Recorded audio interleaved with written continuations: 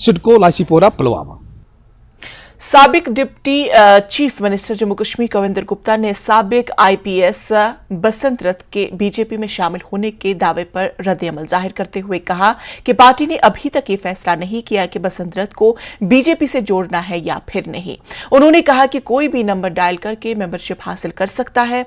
जराये के मुताबिक बसंत रथ ने फेसबुक पर अपनी बीजेपी मेंबरशिप के बारे में जानकारी शेयर की। पूर्व आईपीएस बसंत रथ ने ये दावा किया है जब उनका रेजिग्नेशन जो है एक्सेप्ट हो चुका है एमएचए की तरफ से, उसके बाद उनका दावा है कि उन्होंने बीजेपी की जो सदस्यता है उसको ज्वाइन किया है, रजिस्टर्ड किया अपने आप को।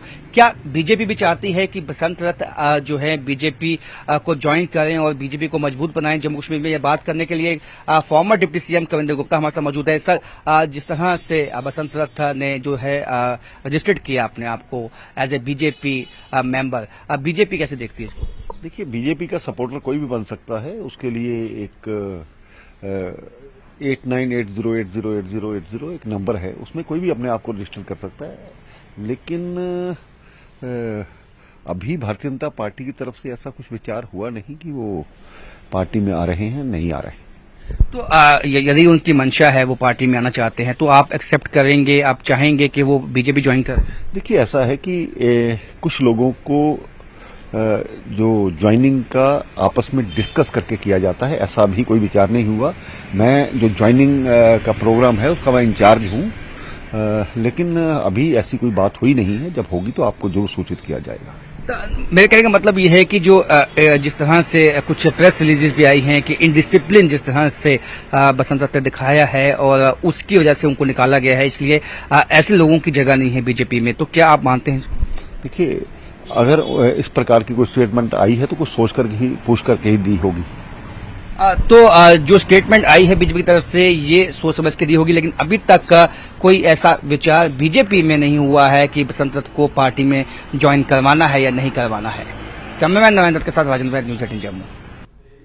पीडीपी सदर महबूबा मुफ्ती आज अनंतनाग और कुलगाम अजला के निजी दौरे पर थी। उन्होंने दलगाम, अशाजीपुरा और चौगाम कुलगाम का दौरा किया और वहां कई वर्करों से मुलाकात की। दौरे के दौरान उन्होंने सियासी और समाजी हालात पर वर्करों से तबादुल ख्याल किया। इस मौके पर सीनियर लीडर मोहम्मद सरताज मदनी, गुलजार अहमद शेख और जफरुल्लाह समेत कई सीनियर वर्कर भी मौजूद रहे।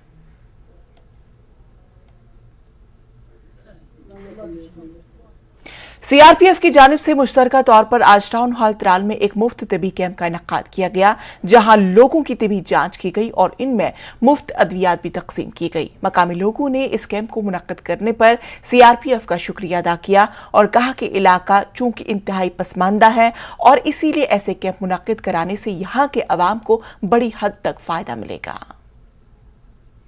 सिविक एक्शन प्रोग्राम के तहत हम लोग डिफरेंट एरियाज में हमने मेडिकल कैंप लगाए हैं। उसी के सीक्वेंस में ये हमारा मेडिकल कैंप है। इस बार मेडिकल कैंप की खासियत ये है कि वहाँ के लोगों की ज़रूरतों को ध्यान में रखते हुए पहले एक मेडिकल कैंप इस एरिया में एक एरिया में काम मतलब पूरा नहीं पड़ता था, तो इसी को ध्यान में रखते हुए 130 बटालियन जो अवंतीपुरा में है, उनके सीओ साहब मेरे साथ में हैं, तो उनके सहयोग से हम लोगों ने दोनों ने मिलकर इस बार मेडिकल कैंप लगाया ताकि ज़्यादा से ज़्यादा लोगों को सहायता प्रदान की जा सके। इसके अलावा यदि किसी को ज़रूरत है, कंटिन्यू मेडिसिन लेना चाहता है, ट्रीटमेंट लेना चाहता है, तो हमारा जो कैंप है यहीं पर हॉस्पिटल के साथ में है सीआरपीएफ कैंप, वहाँ हमसे संपर्क कर सकता है। या यदि किसी को और चीज़ की आवश्यकता है, कोई अपना रोजी रोटी के लिए, कोई रोजगार के लिए आवश्यकता है, तो हमारा मददगार ऐप है, उसमें भी वो सहायता हम उनको देते हैं।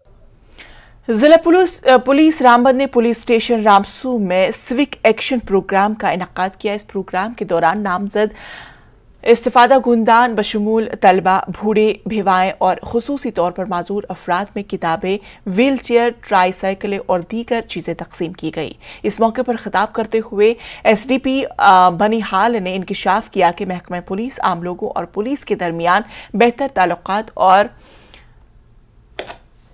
यकीनी बनाने के लिए इस तरह के प्रोग्रामों का इनेकाद कर रहा है।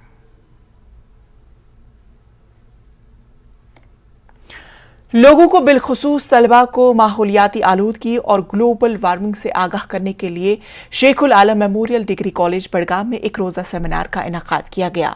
सेमिनार का मौजू मौसमियाती तब्दीली और पायदार चैलेंज और इम्कानात था। इस मौके पर माहिरीन माहौलियात ने माहौलियात के तहफ़्फ़ुज़ के लिए किए जाने वाले इक़दामात पर रोशनी डाली। तक़रीब का बुनियादी मकसद मौसमियाती तब्दीलियों के बारे में लोगों को आगाह करना था। का जो ये सेमिनार है यहाँ पे, इसका यही मकसद है कि हर एक पे ये मैसेज पहुँचे कि हमें कैसे एनवायरमेंटल पोल्यूशन को कम करना है। इसकी शुरुआत हम घर से कर सकते हैं, जो कि आप देखते हैं डिफॉरेस्टेशन, हम कटिंग डाउन ऑफ ट्रीज़ करते हैं कंटिन्यूसली, जिसकी वजह से टेम्परेचर इंक्रीज़ हो जाता है, ग्लोबल वार्मिंग, बाकी सारी चीज़ें या डिजीज़ फैल जाती है। हम कैसे इस पर कंट्रोल करें, यही इस सेमिनार का मतलब यही है। यही एक मैसेज है जो हर तक पहुँचनी चाहिए कि हमें कैसे एनवायरमेंटल के इम्पैक्ट्स को कम, क्योंकि हम जिस माहौल में रहते हैं, माहौल पर ही हर कोई चीज़ डिपेंड होती है। जब हमारा माहौल साफ होगा तभी हमारी ज़िंदगी अच्छी होगी।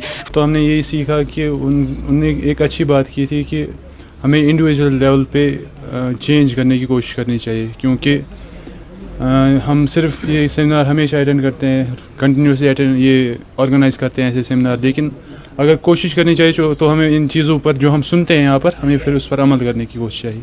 जी, हमारा आज का ये जो प्रोग्राम है वन डे नेशनल सेमिनार, ये हमने क्लाइमेट चेंज और सस्टेनेबिलिटी पर किया।